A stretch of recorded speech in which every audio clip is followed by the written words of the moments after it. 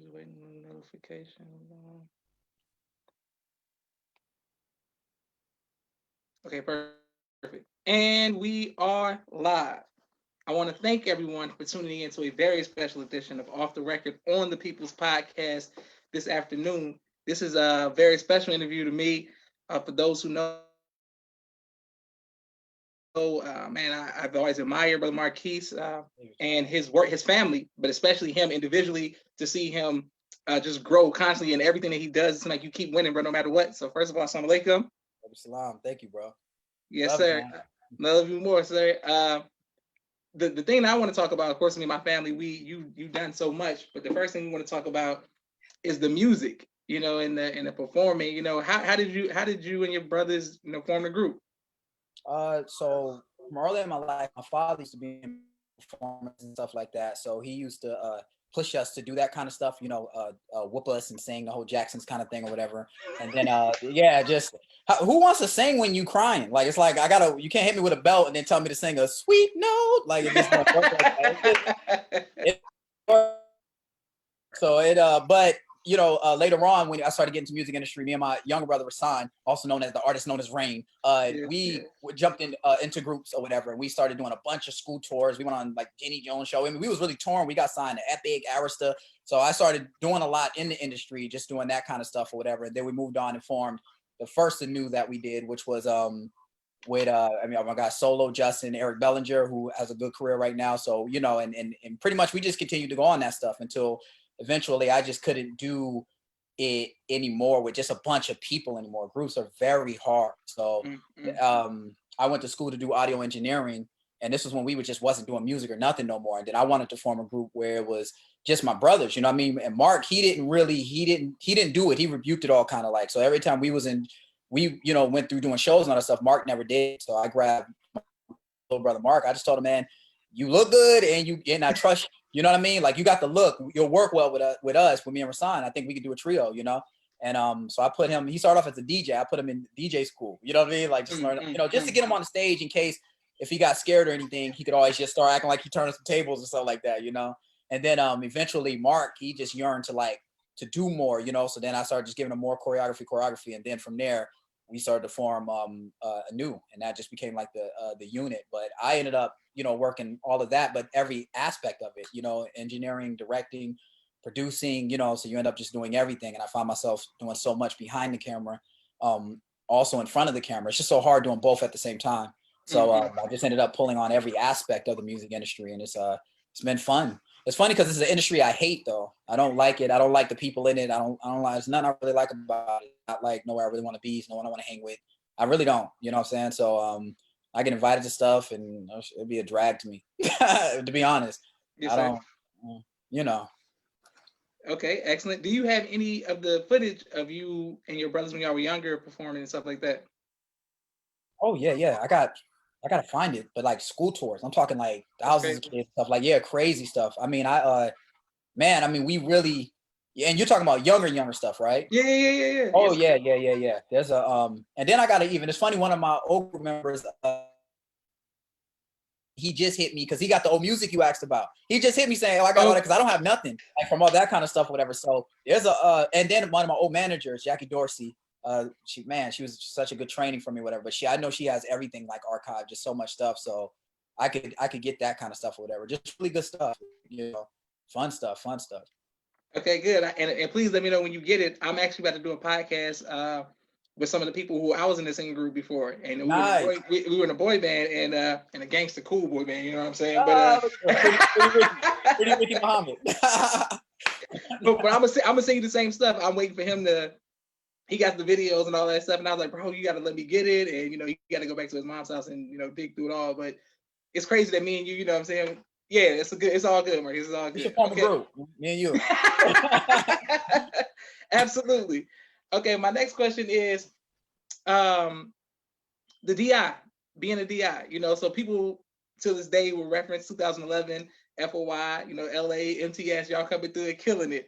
What was it about drill that you know, that you enjoyed, and how did you become a DI? Drill is life to me. It really is, honestly. Everything is either left face or right face to me. And it really boils down to that. And I've been in some very crazy situations internationally. Just when you're in a real thing, general orders, like, you know, when drills apply to life, man, it can really help mental health. It can help fight depression. You know, if a girl don't like you no more, that left face. Just, you know, you don't ask the DIY, you just move on, you know. So for me, life is drill. I apply everything to drill. I apply everything to a militant mindset because there's no involved. Things are not as complicated as they have to be. Emotions, we're complicated people. It's just we're complicated. You know what I mean? Like it just things just are what they are, but the way you take it and the way you feel about it, you know, that's what really determines whether it's difficult, whether it's weight. It could either be crushing you or you could be building muscle. You know what I mean? Yes, sir. Yes, sir. A militant mindset is a part of how I function, like just how I thrive and how I make it through life, especially growing up through LA where it was a lot of tribal thug, just kind of mindsets. It was just, you know, kind of war driven out here. So that's really it. And then as far as becoming the DI, you know me, I always fumble between, I was always, you know, in the ministry aspect of things, but yes, sir. Yes, sir. I hated ministry to some degree because of from the brotherhood. And growing up out here in LA, the brother was everything for me. You know what I mean? So it's like, you know, with everything we've been through, I always like the captain position more because of how the captain works in and out of that. You know, even though I think my talent would be the ministry. You know what I'm saying? So DI was a way to mix them both. You know, it's like you're still up there, you're doing your voice thing, but you're part of the unit, you're part of the team. You know what I mean? And you know, drill and just moving together is one of the best forms of unity too, because for probably the first time in a lot of people's life, you are really rooting for every person on your team. If someone messes up, we all messed up. If you want people to be just as perfect as you are, you don't want to let them down. It teaches you how to be a unit and how to really root for each other. If Black Lives Matter was more about drill, we to be at. It's not about rooting for the politicians, it's not about rooting for other people, it's about rooting for us to work together as a unit. And I know you know, because you a DI, man. You top DI. Oh, you're one of my inspirations too. You don't know that. When we was younger, we did a junior FOI convention in Chicago. Yes, sir. Brother Junior's out there. You was out in Chi-Town. Your father was Supreme. You was a cold DI as a junior, man. Cold as a junior. I remember because, you know, I'm out here in LA, so you was hard. I was like, okay, he a little hard. I'm about to fight him. Like, you know what I mean? Like, you know, but I was really looking like, okay, I like him. But you was just so firm. And it was like thousands of juniors there. I don't know if you remember that, the Junior FOI convention. We never did it again. It was one of the greatest experiences ever. It was one of the first times I got to meet everybody. But yeah, so, you know, just I think life is drill, to be honest. Excellent, an excellent answer. And thank you all. A lot of people are tuning in, and thank you all for watching the People's Podcast and giving Brother Marquis the greetings. Okay, now speaking of Aisha, she gonna kill me if I don't say that. I don't like her. It's my little sister. I can't stand her, but I gotta say shout out to her. Or she's gonna absolutely. She the only time she really likes my posts is if I post you or your mom. So you know what I'm saying. So she's like, I'm like, oh, Aisha, she loves Marquis and her mom. So she don't even like me, so I don't even know why she like your post. I'm joking. Okay, when I came to LA, which was a life-changing experience, I always tell people that when I went to LA and saw you all running the outpost, the check post, the brotherhood, that's what I'm saying. We was in the same group. I wasn't active at the mosque at all. We was clubbing and trying to be famous. Go to LA, I see you like, yo, this is how we get down. So you could be a Muslim and we doing acting and we doing this. And you know, when we went to City Walk, you like, if somebody said something, you like, you trying to catch a fade? I was like, okay. I said, okay, this is my kind of culture. I can do this. So when I came back from you all to see our brotherhood living in a house together, I had never seen nothing like that before. I'd never seen young people living together and being Muslims, being cool. Y'all was cool, man. So how did you come up in LA and maintain Islam, but still being able to function and be popular in society? You know, it got forced on us a little different out here because I thought everybody's experience was like ours. Like at a certain point, a lot of the fathers were just wrong. And out here in LA, it was a very tribal thug type of mindset. So it was Crips and Bloods, a lot of that kind of stuff. and a lot of our mothers, like just everybody from, you know, just anyone you can name, if you think LA that you probably know, a lot of our mothers became like units and were really tight. So we all moved like a village in a way that we kind of like moving the way that we moved. And what we found is you give a hard time in the world. Everybody's a part of a team. Everybody's part of a Crip or a Blood or some, you know what I'm saying, some thug stuff. So you either, at a certain point, being under like Minister Tony, who that was Minister Tony back then. He's Mr. Malik now, but Minister Tony, that's for people. You know what I'm saying? I got the raw Minister Tony. You know what I mean? But Mr. Malik, he's seasoned. You know what I mean? He's wise. You know, Minister Tony was wise, but he was also, he ran the race that we needed at that time. And I remember when he said to us, you know, just fight or in something, and it was just like, you know, it's just hard to not be a part of a gang and still function out here. And he just said, this is your gang, you know what I mean? And that's what kind of made us form MTS.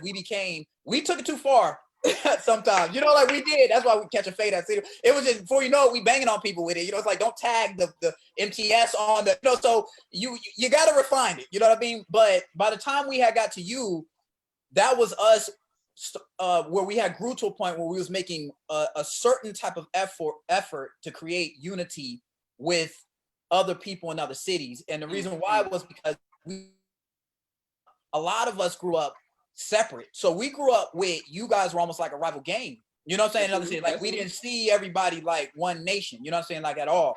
And so Atlanta had a certain function to you guys because you guys had really Assad and with Attila and all of them, they were from here, so there was always somewhat of a connection to y'all, like, you know, all right, I trust Josh a little, you know what I mean? But for the most part, we had us out there. And really our connection with New York, when we got with them and meeting the brothers out there who I felt like were, you know, they always call that place the heart of the nation, but I really felt such a heart from them that we made an effort to start to pull them together. We pulled them out here to LA and did a whole youth day together and everything, went out and just like took over the streets together just to start pushing that across the board. So by the time I think we brought you out, we were in that mindset of rotation of like really unifying with each other and then leveling up with each other. We know that you guys had something to offer, something you had to give. So we just said, you know what, this is the way we moving. And a lot of that came from, really, for me, was running around like a knucklehead out here. And then the minister did this series called we called it the 3-day surgery. I don't know what other people called it, but it was when I talked to the minister, he didn't even really remember it. Like he said 3-day surgery. Maybe we branded it that, but it was 3 days where the minister spoke for about 7-8 hours straight. And I got braids, earrings, the whole nine. And that was my wake up call. For me, like when other people come in the nation and they want to get their ex, for me and a lot of us here in LA, that was my age. That's when we really was like, we woke up, you know what I mean? And it wasn't a matter of a week later, I just cut all my hair off like I did it. You know what I mean? Like it was just like the minister really, but then what happens is when the minister hits you in your city, it's a whole different obstacle. It's a whole different thing. You're going to level of Islam. And Minister Tony was vital because we went to go see him at a college, right? And we're sitting behind some people and he's speaking at a college, killing it. And I remember there was two cats in front of us who I think there was like Arab, whatever. It was like black people there, but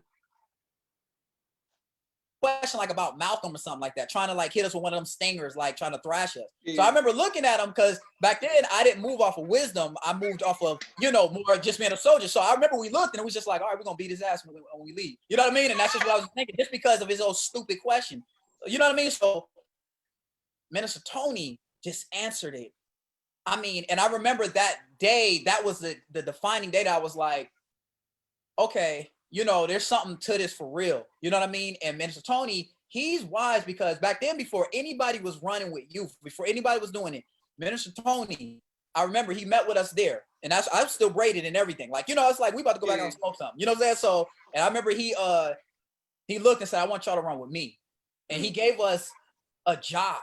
You know what I mean? Like, and that gives you a purpose, man. And just having a purpose of running with Minister Tony everywhere, everything he did. We went grocery shopping with him. We spent nights at his house.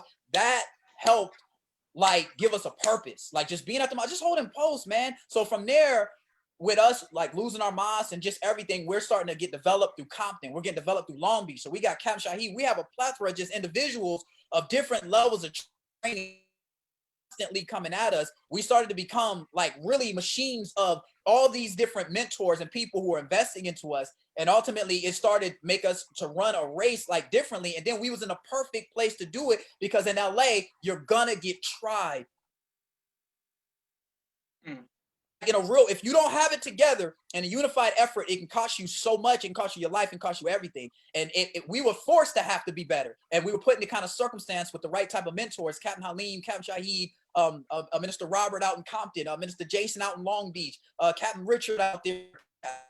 This man, you know, because you from a city where it's just there's so many legends you grow up around, man. That it's just Minister Wazir. That was the one who really.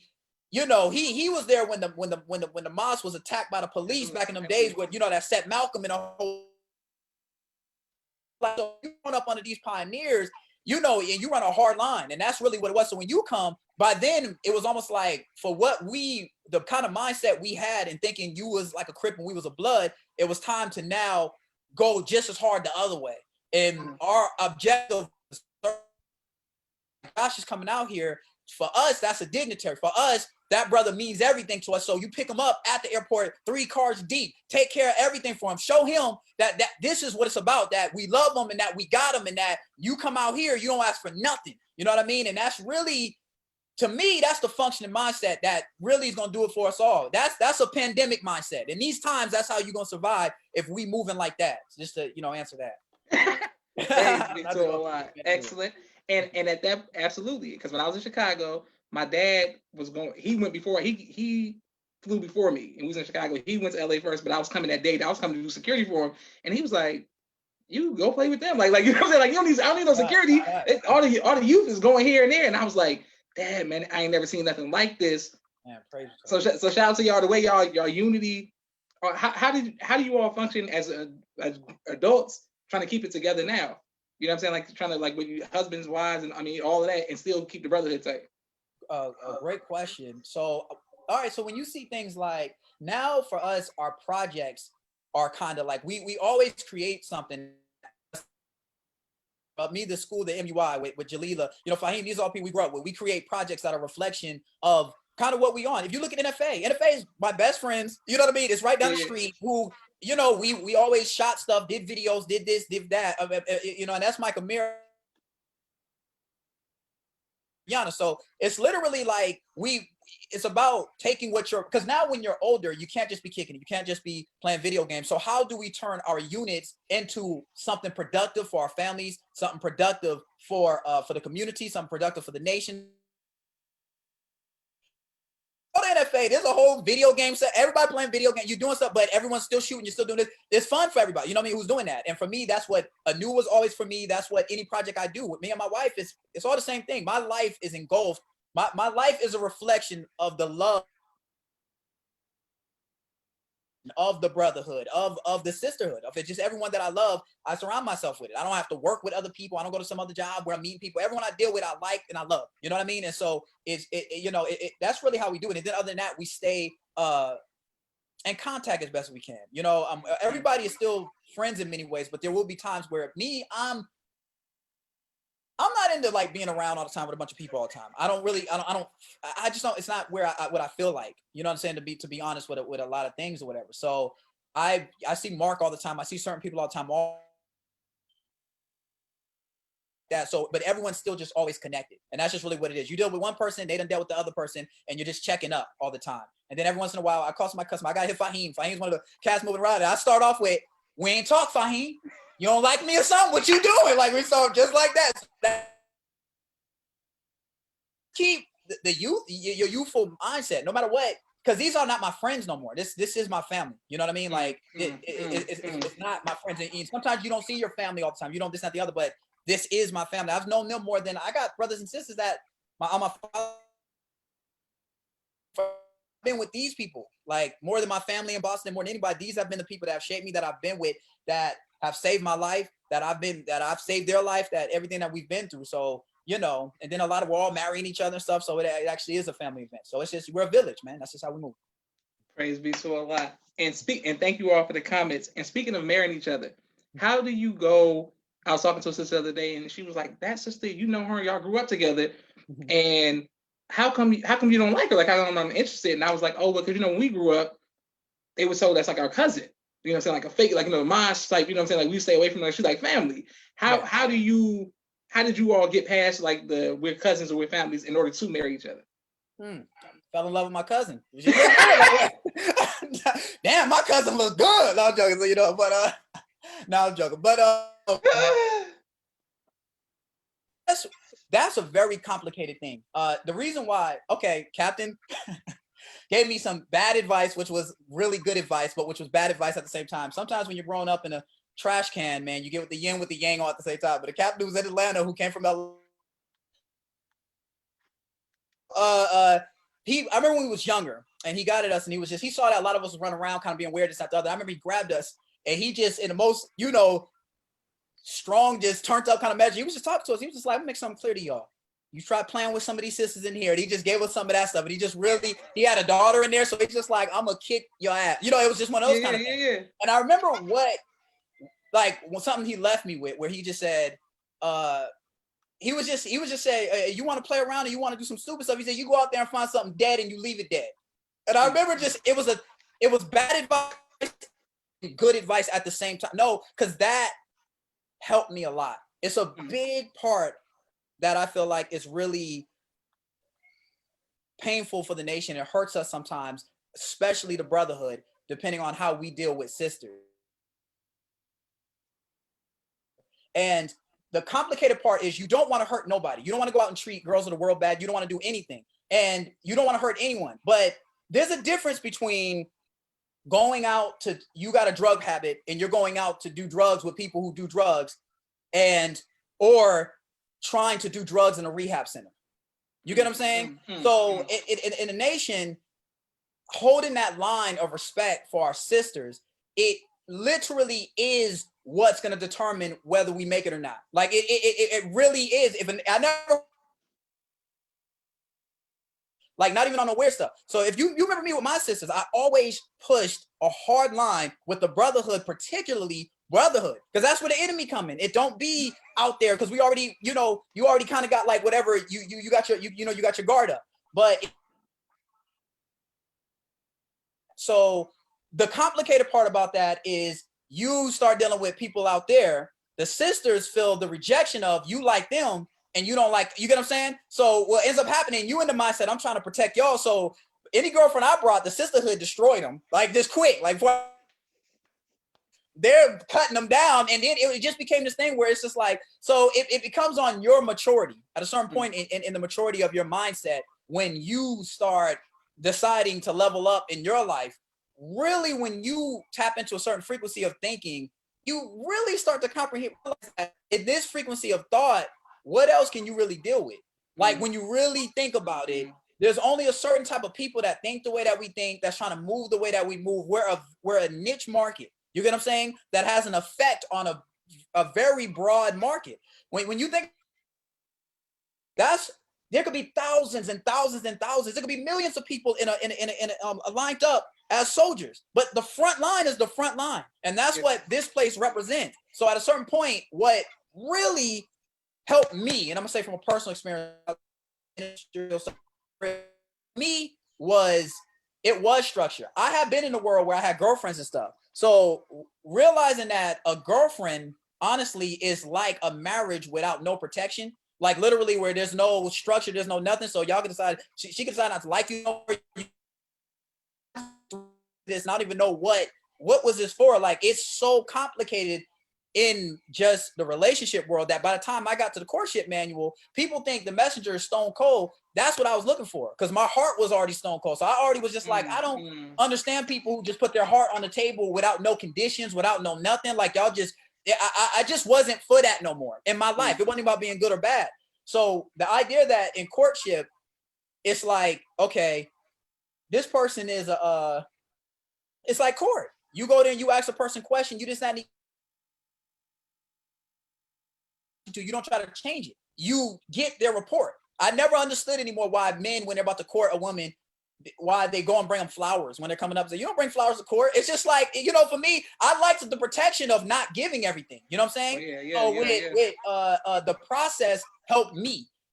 Following the process, being 100%, that's hard. You know what I'm saying? But the more you gear towards, at least it's like if you're failing in these 3, try to conquer those 7. The better chance you give for yourself, because it helps the clutter and the confusion. There's confusion and clutter. Milan was a friend of mine. You get what I'm saying? So not even by nature, I really didn't like her. Like in the sense of like, I didn't want to be with her because I had already a safeguard that put girls in this kind of place for me. You know what I'm saying? So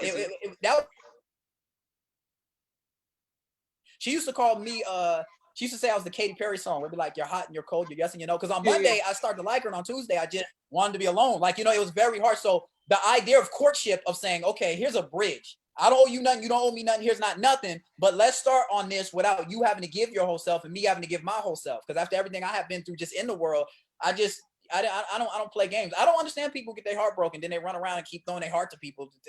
I'm different.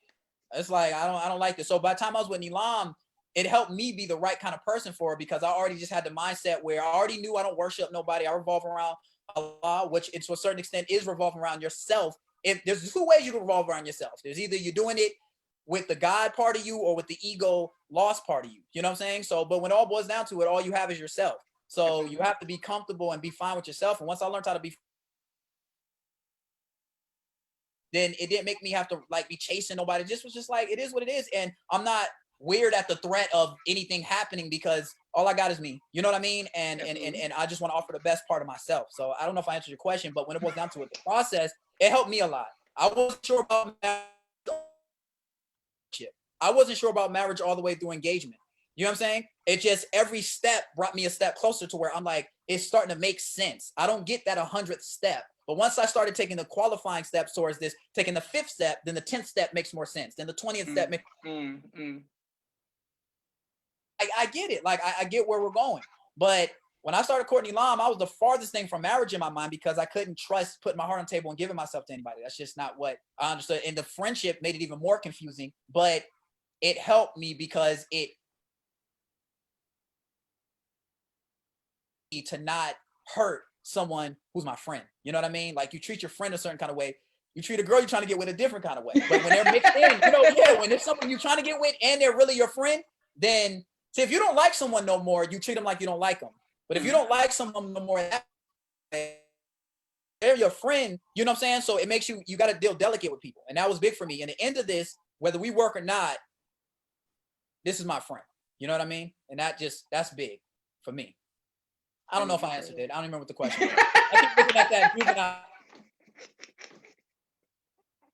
It's just so many different things here, man. It's some classic albums, man. You got Juvenile and NSYNC on the same wall. Like, it's just like, this dude is dynamic. Like, both good albums too, though. I mean, because I told you, the boy band, but then you gotta keep it juvenile. You gotta do it, man. Balance. Okay, absolutely. My next question is social media. I saw you're doing a good job of speaking on social media, and I was telling my sisters how I had so many opinions, but I'm like reserved at a time period. And I was like, maybe in the future I'll start giving some of my opinions, because right now it's the cancel culture. Everybody's canceled, and I don't care about getting canceled. I don't care, but it's just like I don't have time to fight every day in people's comments. What gives you the pride to just go out there and say, I'm gonna say my opinions and not care if I get canceled or people troll you in the comments? So if you notice, I'm not really as active as I to be. Having just really being like one of the main marketing points for Nilam's page, and just what I know about marketing, I don't even follow the rule for me. You know what I mean? I think for me, what ended up happening was, this is my page. All I can do is speak to, if there's 30 people who think like me, who function like me, and who's just in the kind of mindset that I'm in. And that's all I can really be held accountable for. You know what I mean? What I like about cancel culture is there was a time when you just said anything you want to say. You know what I'm saying? And I like that you got to, dot your I's, cross your T's. There's a lot of stuff that goes with it. Yeah, you don't just go say stuff. People will check you on your information. People will come at you with them statistics. There's just many different, Google's right there. So everybody thinks they're smart. So there's just a lot of that in there. And I feel like for me, it just boils down to it, to where this is something that you believe in. Is this something that you believe in? If this is something that you believe, go for it. You know what I'm saying? If you're wrong, or if it's not that. But when it all boils down to it, it's just I just am what I am. So this is my opinion on stuff. I think the reason why I don't talk so fast with a lot of stuff is it's amazing how many people just say things so quick in the world. Media, good marketing is you're saying 6 things a day.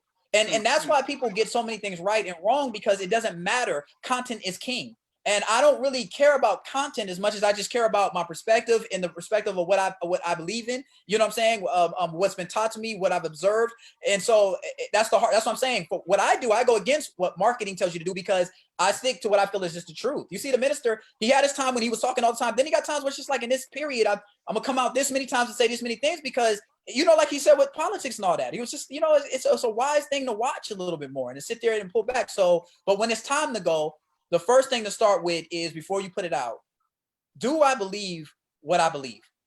That's just what it is. Do I believe what I believe? And if I believe what I believe, then I'm gonna put it out there. You know what I'm saying? Do you research what you said? If you said a statistic, yeah, call yourself out on it. Now, I'm gonna be honest with you. I do have 2 pages. I have that page. I do. When I post, I immediately leave it. You know what I'm saying? Like, I do. And because for me, all right, first of all, if you, the truth is, I don't want to see what y'all doing. I really don't. I don't want to see what no one's doing. I've never, social media has turned people into these people that I never was. Like, I don't care about no one's business. I don't care about where you're failing. I don't care about where your success is. You know what I'm saying? I'm just working on what I'm working on. If you're arguing with your wife, looking at somebody and they're like, "Oh, anniversary, we're happy." That's not the best thing at this moment. I'm just not in the mood. So for me, it's constant suggestion. So I have a whole different page that I got where I follow 100 things, motivational. I'm big on stocks and bonds, commodities, all these things. It's constant what I'm into. You know what I mean? I'm on that way more than I'm on my own page, because, I don't, that's how my nerves work with it. My nerves is, I'm going to say what I feel, and then I'll come back. By the time I come back, the 15, 20, 30, 50, 100 comments, and, you go through them. I answer the ones who like us, the ones who don't. I actually research stuff. No, that's not the truth. I research it. And then when I research it, I'll be like, no, that you're wrong. You know what I'm saying? Or thank you for that. But it's a conversation. And I think when we stop coming at things like, I'm your leader, you know what I mean? Like, I'm your leader, and it's not, look, man, this planet, we all woke up one day and became aware of our names. We didn't know who the hell we were. We don't know how we got here. And then only thing we are is the sum of what we learned and what we've observed. And so all I can do is go on there and just have a conversation with you. And that takes away the having to, I'm having a conversation. What I feel like is this. I feel like with the vote, we should do this now. Well, what I feel like is cool. Go on a page where somebody feels like that. That ain't me. So that's just what it all boils down to. You have a plethora of things you can choose from. Don't come over here telling me what you don't like about R&B. I just love, jazz. Well, why'd you go to the R&B station? Like, you know what I'm saying? Like, go to the jazz. Like, you know what I'm saying? So it's just that. So and then you could block. You could have building with Elam stuff and other projects I've been a part of has taught me, like, and then you go by my rule. When Elam first started, there was a time when someone had said something to Elam when she first got on, and then she went back at them. And my rule to her was this. This has to be the rule. Don't get online emotional. You don't do anything emotional. You don't do it emotional. You can put out an emotion. That's emotional intent. It's me portraying something, but I'm really not emotional at that moment. I thought about what I was gonna say, or I thought about what I was gonna post. I've done 100 things that I just like. I didn't post it just because it was just like, thinking about an hour later, I don't know if I feel like that. Emotional will drag you. Half of the people who are trolling and saying stuff are not even the person's picture that they put up. They're blocked accounts that are white people who are getting on there to say, but nigger, like they're just trying to, people are fake. Everyone is. So it just, you can't be on there emotional. Emotional. I don't anything emotional. I take walks. I'm a walker, and I will cuss you out in the wind. No, in the wind. I'm out here like, nigga, I'll knock this. But by the time I get to you, you know what I mean? I got to be cool, because I can't just be pure. That's what drives you crazy. And that's from who he knows how to have that passion, but he knows how to control his emotions, And when I think about the personality I am, I would say that my personality is more like the ministers than I would say like the messengers. The messenger seems like he has more of a, if this was the Avatar, he seems like he's from the wind, like you know what I'm saying. Whereas the minister, there's a natural kind of like and when I look at him, I'll be like, man, there's a fire in him, but he's very humble. So I relate to that because he's calm and passionate. Like when he did the interview with Mike Wallace, where he said everything. Absolutely. He like apologized. He was just like, I'm sorry, that's just my past. That's how I feel. And like when you're just like, this is what I'm saying, but I don't mean it like that. You know what I mean? I really don't feel like that. It's just my nature. You know what I mean? So controlling your emotions and realizing you're having a conversation, that's one of the best ways. Take the ego out the way. It is what it is. Absolutely. Praise be to Allah. Thank you. And thank you all for your comments and all of that. And yes, Marquis, that's one of my favorite interviews to watch is when he says, now, Mr. Wallace. You know what I'm saying? Like, you know what I'm saying? Of course. That's one of my favorites. Oh, that was just funny. The minister got off with that. Oh, that's one of the best things I've ever seen. Absolutely. Now, my next question is growing up in Los Angeles, California, you know what I'm saying? It's rough. You're protecting your sisters, your mothers, you're the oldest or the older one out of the younger brothers. Have you ever faced fear? And if so, how did you conquer that fear that you faced? Wow, that is such a great question. That question defines me. It really does. When I moved to LA, my mom wanted us to go to MUI in LA. By the time we got here, the sheriff's department had shut it down. I'm going right into junior high school from elementary. And, my family had already been through shelters. We have been through a lot of different stuff, like abuse relationships. And it's just, we already have seen the dark side of life. You know what I mean? Still moving right from out of everything I came through, coming out from Georgia, going into shelters and stuff, coming into LA, moving into the jungles in the 90s, taught me about fear.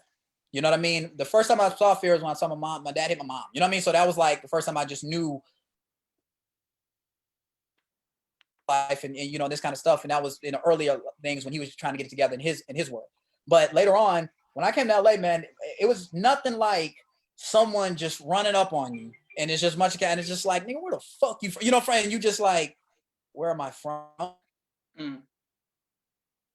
Around, pull your hat off your head, nigga. Just, and it's just like, just there's gangbanging everywhere. You know what I mean? There's stuff everywhere. But in the 90s, LA knew how to have the image. Getting shot is getting shot. There's nothing more gangster about a Crip doing it and someone over and this. But it was like LA, like the gang member came up with the package. Like, okay, so we gonna stand like this, hold it like that. It was just the whole thing was well prepared. So the first time I felt myself scared when someone like when someone's ran up on me, like when I first go this in like fear, you know what I mean? Where I'm just like, man, I'm genuinely scared. I don't know how to answer. I don't know what is this? Like, where am I at? You know what I mean? And then when you live in the jungles, those are the bloods. So then when I go over here and we're going over here to Watts, my family ended up moving everywhere. So when I'm over here, I got accustomed to that. Like, man, so then what happens is because of my nature, because of where I come from, my father's not there anymore, kind of like later on in this time, but just the way I was taught through military, the way that I come through stuff, I met this question to myself. And that question literally became, when I sat down, I was with what happened with me or with how it made me feel. And it became very clear to me when I realized every day, every block you walk on, you're going to constantly run into this. And you can't get accustomed to no one place, because if you get too accustomed to the Bloods, you run to the Crips. You get accustomed with the Crips, you run into the Mexicans. You accustomed to Mexicans, you find out the LAPD is gangbanging out here. You know what I mean? Like, it's just, it's a weird thing. So I remember the day where I sat and I was just like, I'm scared. And I remember I just said, what I'm more afraid of it, I can't be afraid. Like, the worst part is when you got a kind of alpha mindset and you're taught, like, kind of how you grow up, and you're in a society that's constantly trying to let you know you either gonna be the prey or you're gonna be the vulture out here. So it just became a mindset that I don't care. I don't care if I get shot. Like, I can't be scared. You know what I mean? Like, I can't be scared, and that became, but then that turned me into something weird. Because then I started wearing red all the time. I started pulling problems to me. It was almost like, nigga, kill me, but I swear to God, and I'll fight every here. So it really becomes, you lose yourself because I understand why people join gangs, because you it's like, what? Like, it's just, you somebody take your hat. I had to try to burn my hat, like, in front of me while he's talking calmly. You know what I mean? Like, it was like, you take my hat off my head and you're talking to me like, yeah, nigga, so you know what I'm gonna burn this thing. You say you ain't the blood. Okay, I'm gonna burn. So, I remember in that situation, in my mind, I said 3 things, because it's him and some other cats, and they're always bigger than you. You know what I mean? I remember I said, I had something in my mind where I'm looking, and I remember I said, is this gonna burn my hat in front of me? So I said, okay, this is what I'm gonna do. I'm gonna grab my hat. I'm gonna say, I'm just gonna grab the hat, say fuck you, and just run. You know what I'm saying? And then they gotta chase me, whatever's not, because that was just the best choice for that situation. It's just, it's 3 niggas here, so you sit there, I'm just little duty. So, but my mindset, that's what it started to become for me. It was just like, what I know, understand here, and this is gonna happen. That's just not gonna happen to me. So I messed up it though, because I was supposed to grab the hat, saying fucking run. I said fuck you first, and then they all, the way they looked, because I was like fuck you like that, and they all just stood there staring. I was like, oh, and then I tried to hit the hat. I get chased. Gang members also play football, so you like in a real situation. Growing up in the hood, us in LA, it's like a lion and a lamb. You're walking and somebody see you and a bunch of them, and it becomes that. So then I started getting a high off of that kind of stuff. I started feeling like, you adapt and then you become it. And then at a certain point, it's like, before someone can say something to me, I'm like, what the f you looking at? I used to have a rule, I didn't even break mad dogs. Like when you're looking at someone, I think on the East Coast they call it like mean mugging. You from the South, but it's like when you go and you just looking at each other and you just break your neck until someone stupid just goes, what the fuck you looking at? And then you whatever happens. So I didn't even like break that. And I think for me, my biggest fear is fear. I'd rather die. I'd rather lose. I'm not going to be afraid. Like, you can't do that. I'm not living there. And I think that has a balancing to it. You could lose yourself, but ultimately it blessed me and it helped define me. You know what I mean? I think in many things I deal with. I thank Allah for gangbanging. It was one of the greatest ways. You go out in the world and people look like food. He's crying about this. I look at people and they're talking about bullying. You cry, this guy bullying you? Have you ever ran into somebody who really got a gun? Who really got some time, who really got the whole, have you really ran into some stuff, whatever? It's just like, so it teaches you how to deal with the world. I look at everything like that. It's just kind of like, okay, this is a situation, and you don't run from it. I had a rule, I still have this rule. When someone looks at you and they're about to walk up on you, they're going to bang on you, whether it's anything, you never let them walk all the way up on you. Meet them halfway, at least cut the energy off. Even if you're going to come and you're going to be calm, you're going to be cool, you're going to be this, that, and the other. If you're going to be calm, you walk and meet them halfway. Is everything okay? Everything is cool, but you're not going to walk all the way up on me. I'm going to meet you halfway. I'm going to cut that energy off, and I'm not a threat, but I'm not threatened either. You know what I mean? And it's just important, and those little things, you learn those kind of things in your life when it comes to principles. You meet things head on with a balanced, unemotional mindset, but you meet it. And left face. We run it up, left face. It just is what it is. Do I want it? No. Do I? Nah, but let's go. Praise be to Allah. Excellent. Well, this definitely helps me understand the drill energy that we got from LA. This definitely helped me understand that a lot more. I'm like, oh, okay, well, that makes sense. You know what I'm saying? It is a gang thing, because we Chicago coming from that, and everything's Blackstones and GDs, and you coming from Bloods and Crips, so it makes sense. My next question for you is: you spoke about domestic violence. Were you ever nervous that you might, because of what you saw, might turn and do the same thing? Extremely. I still watch it.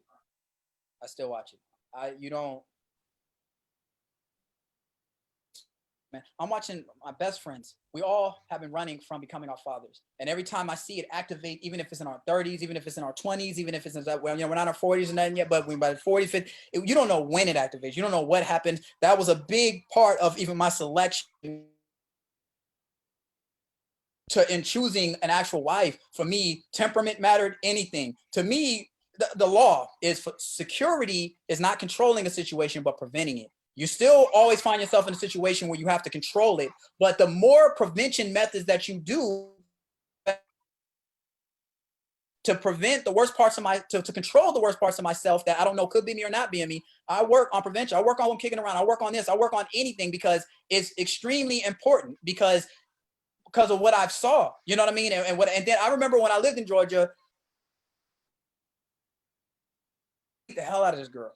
I was a kid. You know what I mean? And my mom, man, my mom loves me. She always had me. She beat me like I was the enemy. You know what I mean? Like I've never felt something from her that felt like I might be an outsider. You know what I'm saying? It did dawn on me. I'm not saying you should beat people, but it was clear to me, like, man, you be the girl, you are doing that to your. What I made very clear is I never want to do to a child what I felt. You can go through it creates anxiety. When loud noises would happen, I would jump and shake because it sounded like the noises that would happen when a situation's happening in the other room and you come back out and your mother got a blackout. You know what I mean? So it's like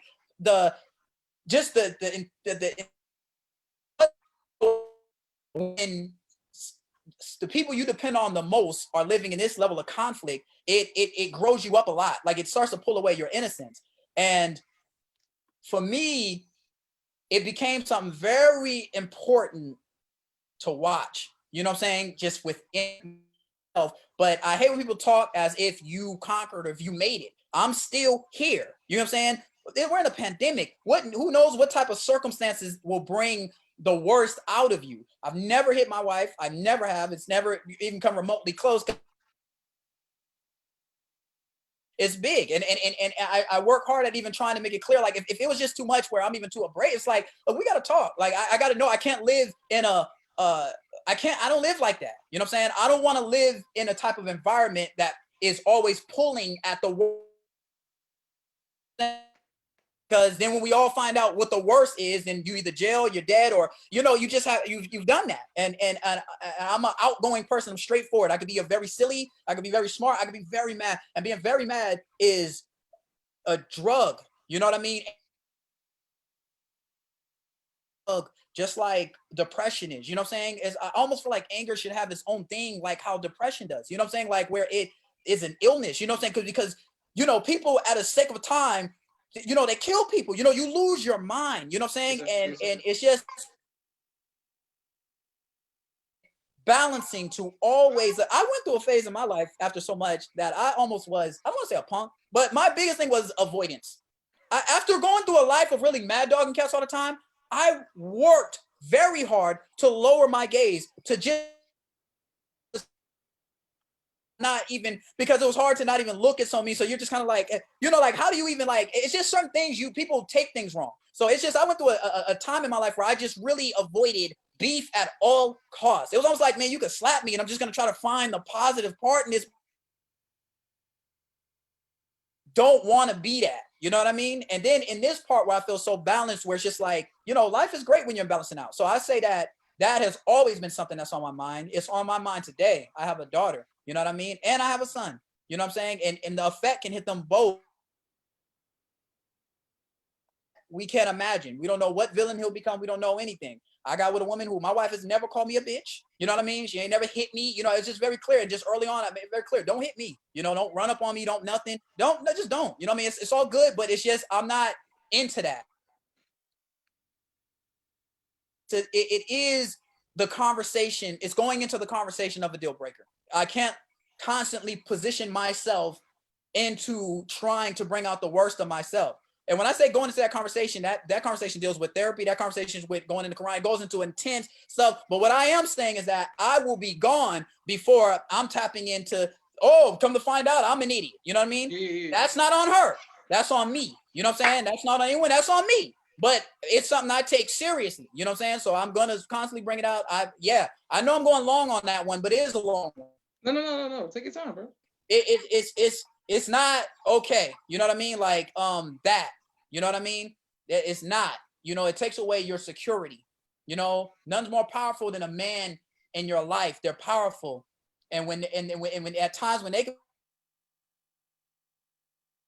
most important thing. I don't care about no man. My mom, and I ain't gonna go that deep right now. I love you. I love your family, and I really love you guys. I do. But when it comes, so it's just when it comes to that, it takes away the security. when you're a child. This is the security for me. That's why I'm a person who, I'm gonna say this, I don't know if it's against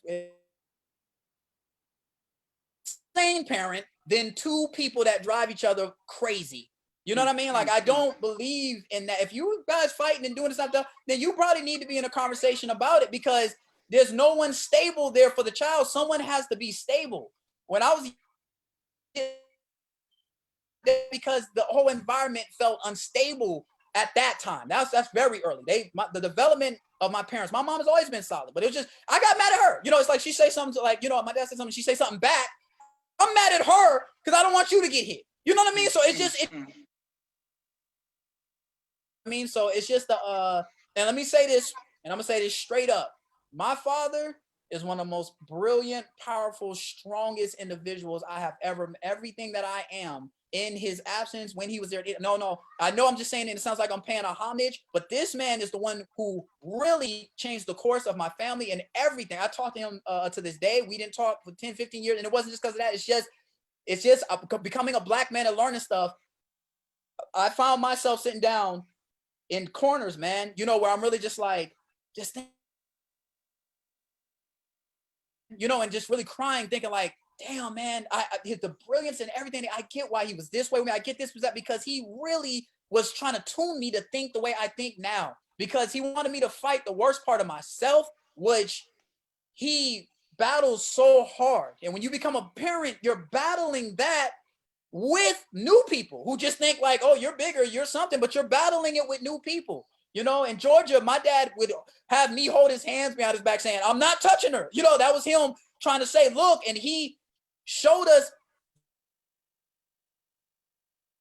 someone who grew and beat the worst part of himself in front of us. You get what I'm saying? That was a big thing. That's why I believe in the teaching so much, because I seen him apply. I mean, and he battled everything from them real drugs, not weed. You know what I'm saying? Like real stuff. Not like when you see your dad sitting there and he's gone. You know what I mean? A law for the minister, because he reforms drugs, he reforms abusers, he reforms pimps, he reforms crips. Like there's nothing like that right now for us, and it hasn't been for a long time. So my father's the epitome of that. He just reminds me of everything, of the greatness, but that's conflicted with the trials of a world that's always trying to constantly remind you that you're nothing. And that's just it. And you know, and the only way you can be a crip. Now you the man, you got power, sell drugs, you got money. You know what I mean? So you know what it's like, being broke and selling the final call to people, telling them you're going to save their life. And it's like, nigga, my life needs saving right now. But it's a process you're going through to see what you really say, what you really are about, to know what is valuable. You'll achieve all of that, but you'll achieve it really after you achieve what matters first. Achievements is never good if it's that's why rich people kill themselves. You know what I'm saying? So it's like, how do you get both? And I think that's what I've seen with my father. A lot of things that didn't allow him to achieve based off of circumstances, things that happened in his life, he's helped create children that are going into certain aspects and close certain things. I'm no longer this person. I'm no longer that person. I'm no longer that person. And when you see a man check that off, even if in the end they don't work out, I grow up without them, you know, just, you know, don't see them for so long. In the end of my mind, I still knew they didn't work out. It was still whatever. But I saw vital aspects. I saw him beat them drugs. I saw him beat the worst part of going through these hard things with him. And he used Islam. That's what he did it with. That's what he won with. And that's why I believe I win in life, because I've seen that by Allah's grace. I just don't want to throw out what he did and then not. That man is a walking God. Praise be to Allah. Beautiful, excellent. And you have so many people in the comments saying teach. And of course, Sister Valerie saying teach, go ahead, Keys. And Mommy! and then our best friend, our sister Aisha K. Muhammad says, go ahead, Keys. And my sister Mimi says, thank you for sharing something so deep and personal. These truths are very helpful to many. Your transparency is appreciated. Praise be to Allah. Thank you. Okay. My next question is for young men in therapy. So I'm a mental health advocate. I'm always talking about therapy, Dianetics, something. And I always tell people how your mom's is the first person to put me on the Dianetics in a practical sense. Because I heard, like, you know, when we was in Tampa, you know, with you talking and all that, your mom's like, no, Josh, go. Don't hold pose. Go. And when she told me to go and I saw what it did, ever since then, I'm always trying to tell people, how do you get young men, of course, women, but young men to see the value of therapy and art and the dynamics, bro? What they asked. Why do you think I train martial arts? First thing I think what we have to do is the way the enemy works at instilling whatever he wants to put into us is he comes into our straight path. You get what I'm saying? And so he finds it's like advertising. How does money because not Facebook is money because someone like Microsoft, who you're not thinking about, you know what I mean? They'll come in and they'll say, hey, let's put an ad on Facebook. When they put that ad on Facebook, you end up going to Microsoft or whatever, but you wasn't thinking about Microsoft. It was in your straight path. They know when you woke up going on Instagram, you woke up going on Facebook. So if you're there, I'm gonna meet you where you're at. And then I'm gonna present what I got to help not stop what you're doing, but to help redirect it. And so what we have to do when it comes to mental health, to mental health, part of a lifestyle for them. Everything that they do, if you want to be with a woman, put mental health into that. Put mental health into making money. Put mental health into sports. Put mental health into building. Put mental health into video games. Whatever it is, you put it and align it. That's why when I would go with the MUI out here, I always taught I did martial arts, but to me, the class was always about everything else. It was just I wanted to be up and physically moving. It's hard when you're a child, you're sitting there, but when you're up and you're moving, you got to do things and you're constantly thinking, then that's how you can teach everything else sometimes. So in their straight path, by whatever that means. And what that means is finding a way to be creative. I'm going to say this about the Honorable Mr. Farrakhan. I'm going to go ahead and just clear the air on him and the Church of Scientology, where a lot of conscious niggas always want to criticize and say something about a man who's been doing work for us for over 60 years. He is a man who actually cares about your mental health. Everyone talks mental health in the Black community and bad movies. I've went and raised money for mental this and mental others. But I don't see where no one leads you directly to something unless it's putting you on some kind of drugs.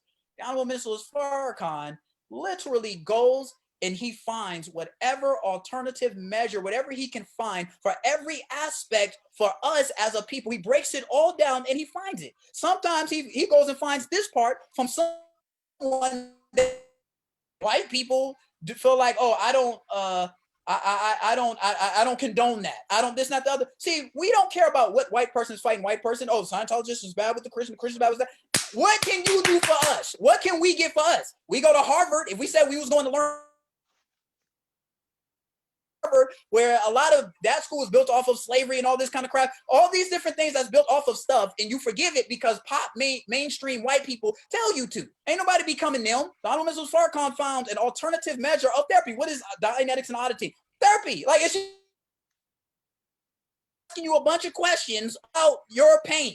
That's it. And instead of even turning us over to them, he took the nation and made everyone in the nation go there, learn it, so that now we can turn all people over to them. He made everybody certified auditors, which in a different way is,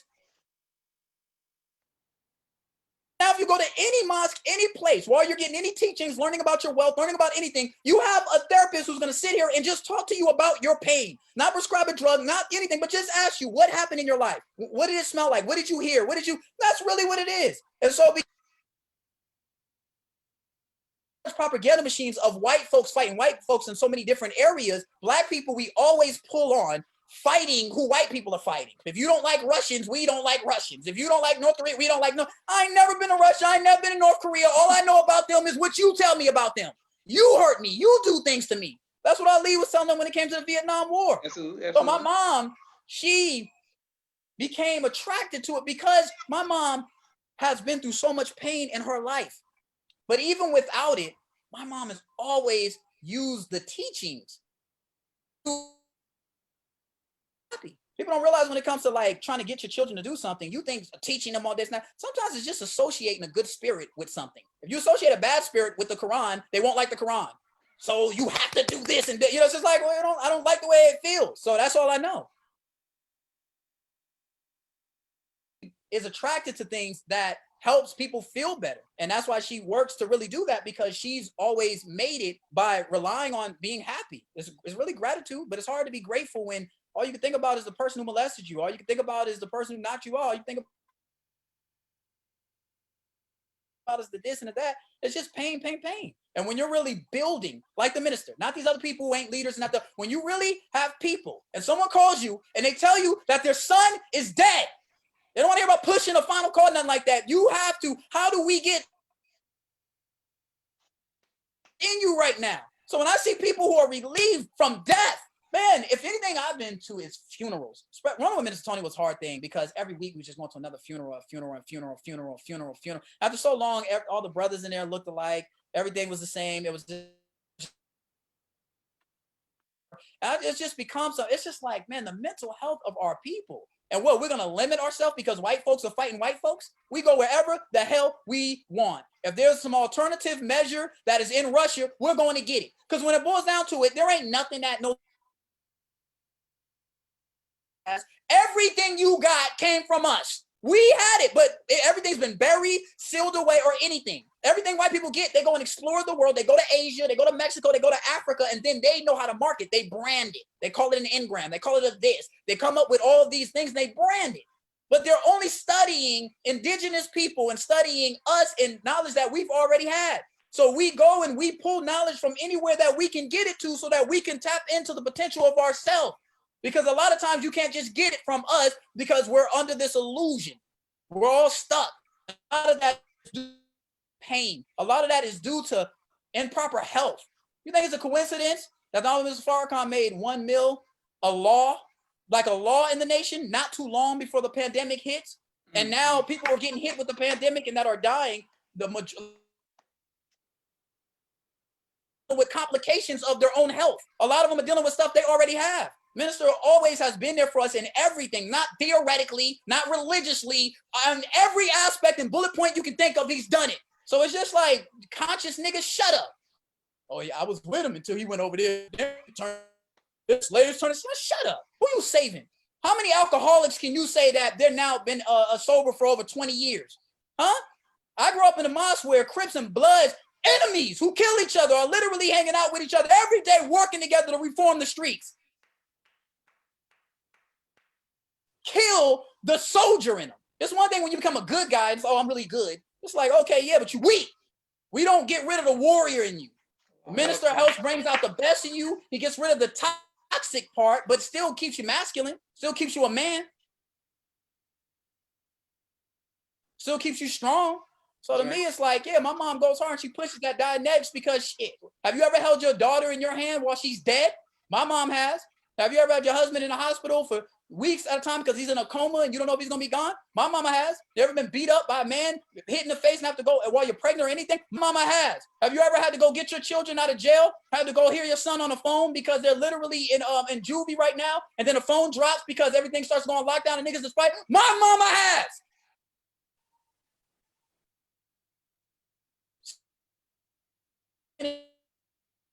I know pain. And wherever there is a method to get pain off of black people, we're going to be there and we're going to fight for it, and I'll fight you over it. I'll give you pain to get pain out of us. So when it comes to young people or anybody, it just is about how do you, it's like just some section of life. Mental health is everything. You lose mental health in anything that you do. Like you everything is being too successful, working too hard. It's not the other. So it's just about how do you make sure you set up formulas that help your mental health while you're going in this relationship, while you're dealing with your children. How do you eat foods that help promote that? How do you keep a feed? That's why I have 2 different things on my social media, because my mental health can't take too much, even of the black plight. Oh, you got killed 20 times and it's not the cool. I got to be aware of it, but I also have another page that I follow because I just my mental capacity of thinking can't constantly just take so much stuff again and again and again and again and again. And because I grew up in a very reactive environment, it's all that matters to me is to not be a reactive person. Because Malachi, man, you know, Luco, man, you know, and these are MTSs, my brothers, man, who are dead. You know what I'm saying? And so Allah does things in your life where you look and you see people dead. You know what I'm saying? You see people, you see things happen, and it teaches you like, man, it's fragile. It's fragile here. So everything is a learning point. And if you're not moving off of an unemotional mindset, then there's traps that are set up. And most of all the traps that are set up are based off of getting you to step into them. People want to fight the white man. The white man is all he's doing is setting up conditions to bring the worst part of yourself out. That's it. You want to fight him, fight you. That's why the nation is so threatening. That's why the minister can't be on anything. Don't let him on there. Have the guys who want to go fight the police. Have those on there. We're going to exhaust them. Put their faith in politics. We're going to exhaust them. Put their faith into police reform and this politician. We're going to exhaust them. We're going to make them get some success, and then we're going to take it away. We're going to give them a Clinton, then we're going to give them a Bush, then we're going to give them a Obama, then we're going to give them a Trump, then we'll give them a Biden. They're just going to keep playing with you. Focus on you. Focus on us. And that's why we're the threat, because that's what we focus on. We teach you about everything that white people have done to you. What that does is it does help your self-esteem to say, hey, you wake up like, okay, people, somebody did something to me. Then after you get past that, okay, this is what happened to you. Now, guess what? The person who did it to you isn't going to bring you back. They're not going to do a damn thing for you. So all the rest of the teaching is what you got to do. And that's why the student enrolled, who is the colored man? Here we go. Here's what you got to do. Here's what they did to you. But you only can beat white supremacy by getting into the power of your blackness or power in you as a person. White supremacy is affecting everybody. And it'll be good for us. It'll be good for them. White supremacy is hurting white folks. It is. Absolutely. Absolutely. It is. Praise be to Allah. Well, you have a lot of comments. Thank you. I mean, so much. I can't come to all your comments. I'm going to go when the interview is over. But Marquis, I have another question. What has been your greatest joy in your, in your life? Man, bro, I'm gonna tell you this much. Cause I get up and I do these like power hours where I say grateful stuff. Man, I can go 20 minutes right now for the greatest joy in the last hour. My children are still alive. Praise be to Allah. Bro, you know how joyful juice is? I went and built orphanages in Gambia, bro. You'd be surprised how good juice is. You know what I'm saying? When you see what it is. So I can't even answer that. Like, just I can go off a time period. I can go off of anything. I don't even know how to go at that. You know what I'm saying? Because it really, that's a tough one. That's like the hardest question. But I'll say, man, that's a tough one. I don't know. There's a lot of joyful things that have happened to me. Like I can't, you know what I'm saying? Because I don't, man, that's a tough one. Give to me more, niche it a little niche. Like, golly, that's a tough one. That really what's your greatest joy this year? Like during the pandemic, what have you been the happiest about? Greatest joy during the pandemic, being with the family. Okay. My wife had just came from Kenya. We was like just traveling, like we were just, so there was so much. We was on our way to go to Philly to do a bunch of stuff, whatever, with like Mark Lamont and performances and stuff. So we was just setting up, like it was just a lot going on. So when everything got shut down, it was the best thing in the world to me. Just like, man, this is great, yeah. And I was a trifling person for that first month. Like when I say trifling, what I mean is I got up and did nothing.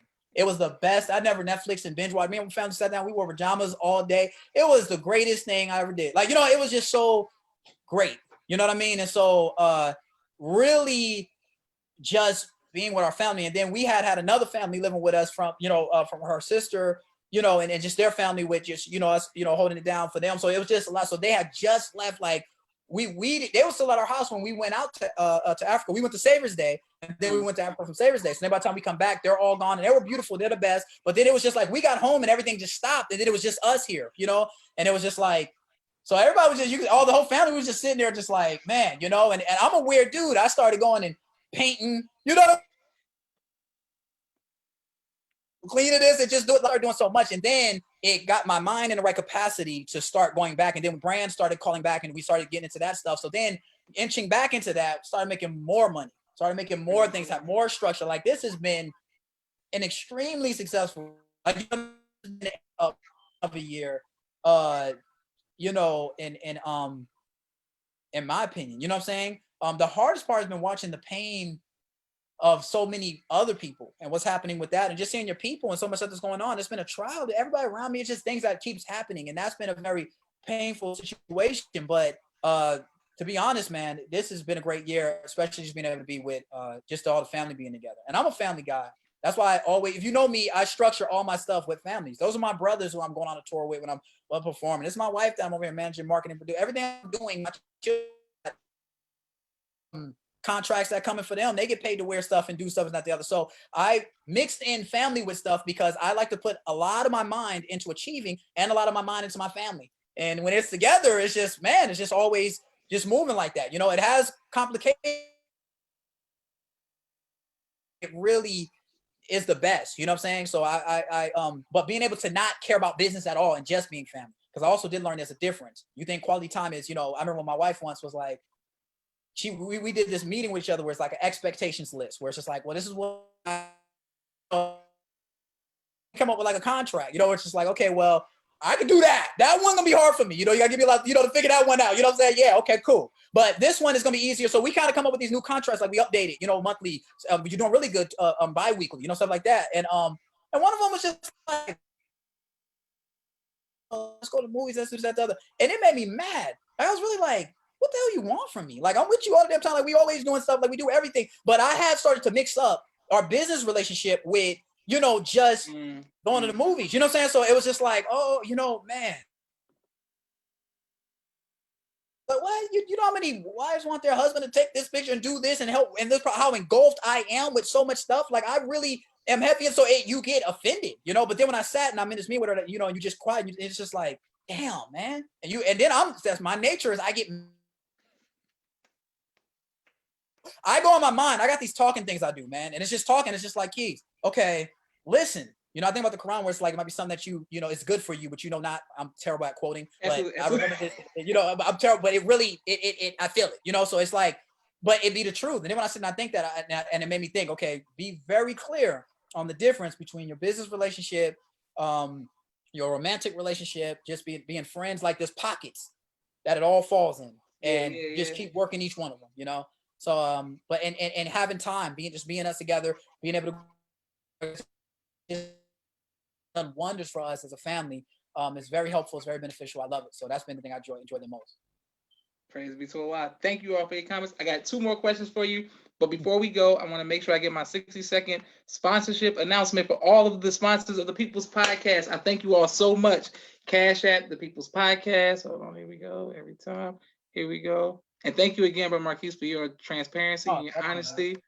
Hold on 1 second.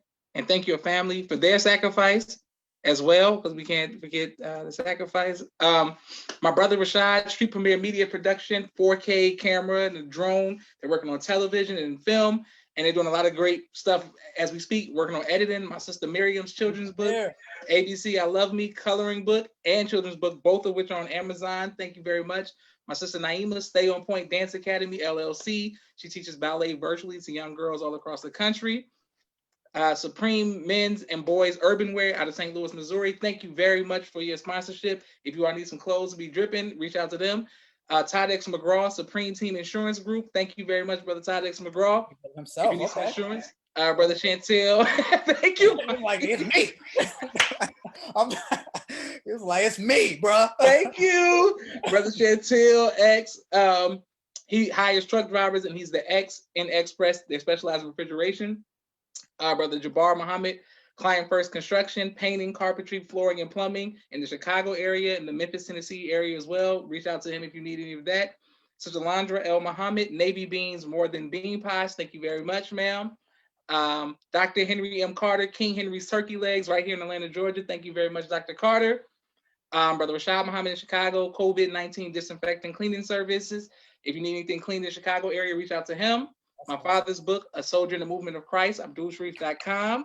Thank you very much. And last but not least, my 2 books, Cleopatra, which is a children's book on Amazon, and also No Father, No Excuse. Thank you all very much. Cash at the People's Podcast for your donations.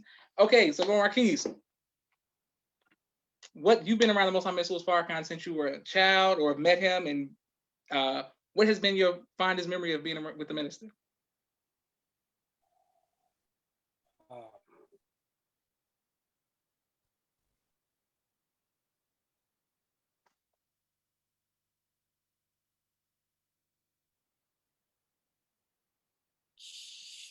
You hitting with the questions, man. That's like, I gotta say, even though that wasn't like me having a conversation or sitting down with him or anything like that, but it was though when he brought us on the stage back in '97. Like after that, when that car accident happened, for those who don't know, our car had, our van had flipped and all this and that the other. And my little sister, she's in the hospital, and they're telling us she's gonna die. You know what I mean? It was just that kind of thing where it was just like my parents didn't make it out. They were still stuck in Nebraska. We go on with the rest of the believers to come out to Chicago, and especially being a child. I think this is '97, maybe March happened '95. It's like you got to think about a nation, how it's moving, just the level of how stuff is. So when that was like thousands of so many people there. We're sitting up in the nosebleeds, and the minister starts talking about a situation that happens, and when he starts talking about no, I want an award by the minister. Not think about that. I got to eat dinner with him because that was a big one for me. I was a child, yeah. Because that same year, when I grabbed my sister out of the van, he drowned, and I got him from the bottom of the pool and brought him up to the top. And so they had this whole this thing. The minister came out and he gave out like these awards, and Steve Wonder got an award. Geronimo Pratt, he had just got out of jail. He's the Panther. He's a Tupac's godfather. Mm-hmm. And so I was able to eat dinner with them, and that was like one of my first times sitting down. I was just staring at the minister the whole time. And the funny thing, I'm thinking, it's like he eats, like, you know what I mean? Like it was it was just really like, so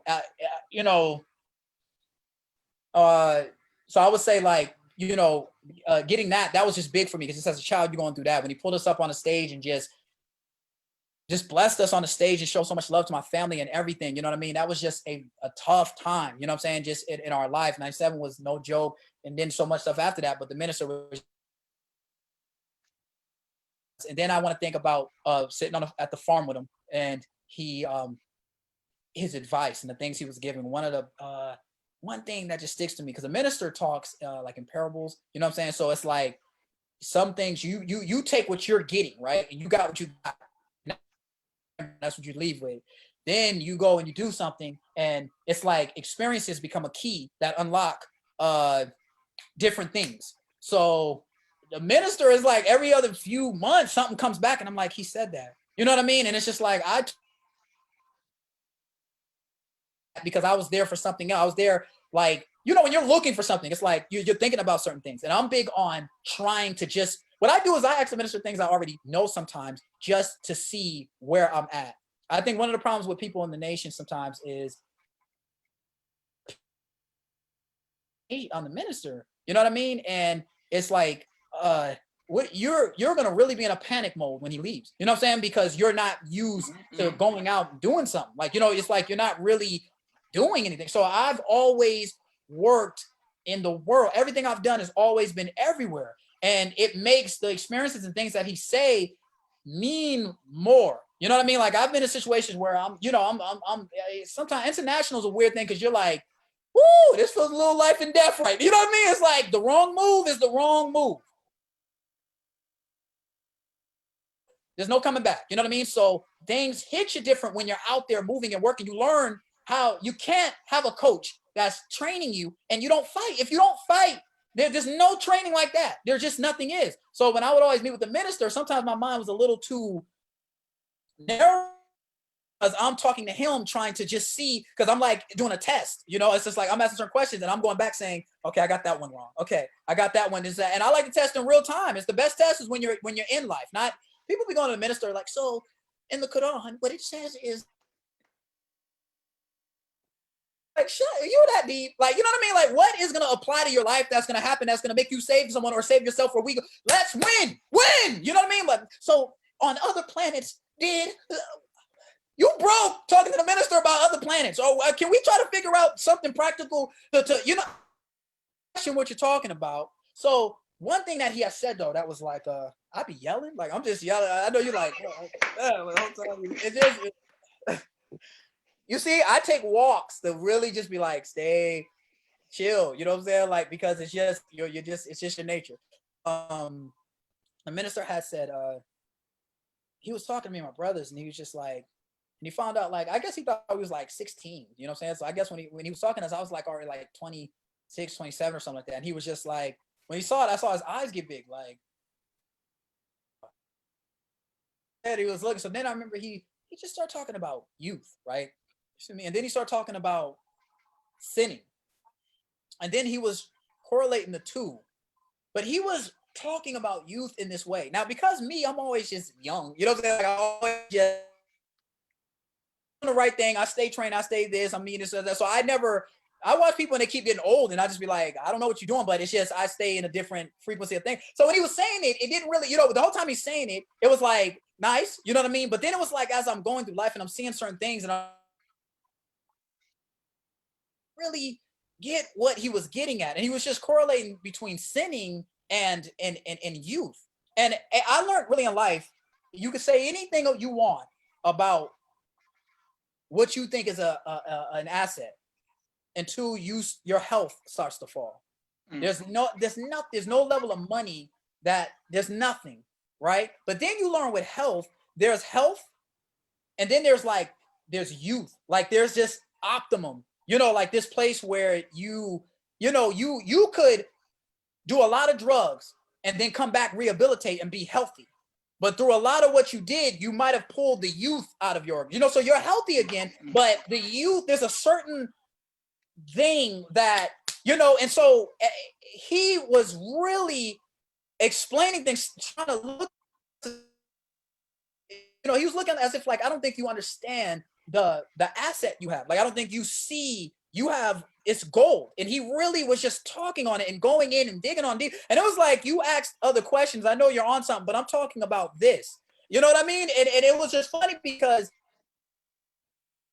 anytime I start even going into too many frequencies of thinking too wrong and just starting to get comfortable with just bad type of mindsets before you even about to do something bad, I would see something where it made me start looking at myself like, see, yeah, it made me think different, but it really is. We don't realize how much our brain harbors, our spirit harbors the bad things we do and the bad things that we think.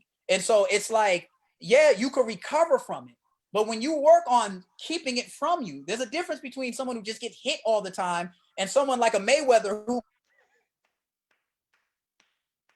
because he's learned how to move out the way of it. So he's fighting like he's young, and there's nothing more valuable than growing and having a very intelligent, wise mind, but having young, youthful, healthy,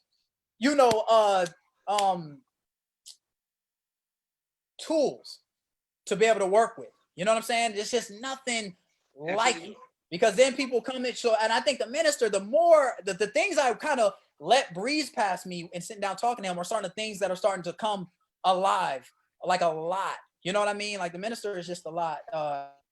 And he's a lot, And so, and then to be honest with you, people be feeling like, man, I went and met the minister and this and that. Some of the most greatest things that I've experienced from the minister is from afar. Is when I see certain things. It was, what year was that? Man? And he had just had surgery. It was just so much. And he, just always a new year where it's just like, you about to die, and it's just, we live on that edge. It's just, we need mental health just about that. Just literally, it's like, give me some therapy. It's so many times we've seen this man just the right combo every time. And I remember a year with just seeing him when he came back, and and I remember the first time I seen him do a Savior's Day where I saw him age. Mm-hmm. I remember that. And I remember just saying like, man, it hits your heart, because we're always on this timeline with the minister. And I remember just thinking like, even though he's given us more of an understanding on how he's moving, where he's going and everything with it. But when you're, sometimes it's just hard. You're used to what you're used to, So I remember saying, man, he's really aged. And then I saw him like a few months later, he came back and did the second thing, and he was like right back. And I remember just going like, and it's stuff like that hits me where I'm like, what did he do? Like, how did he do this? Like, you know what I mean? Like, how did he do this? You know what I mean? And I've just seen him. You think about us in our lifetime. Remember the right? You think of like 95 and all this kind of stuff.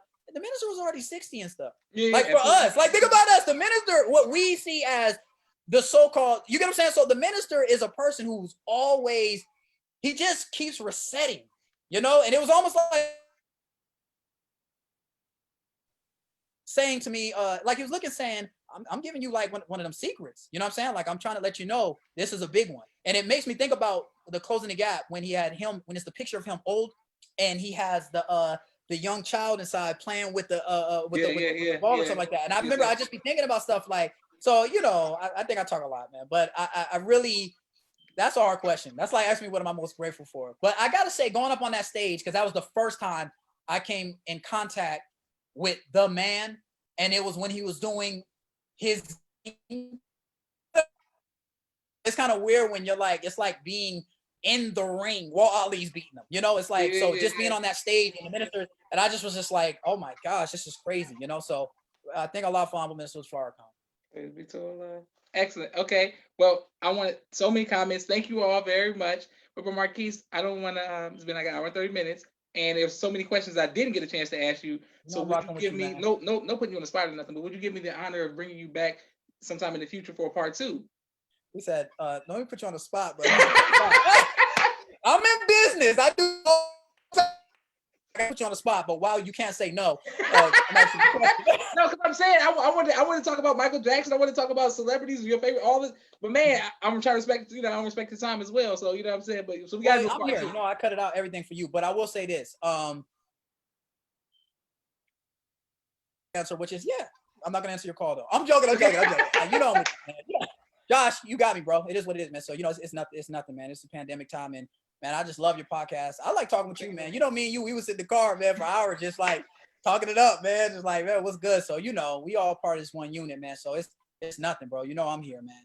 Thanks be to a lot. Well, that means a lot to me. I want to thank you again for your sacrifice and for your inspiration to everybody, and thank your family, man.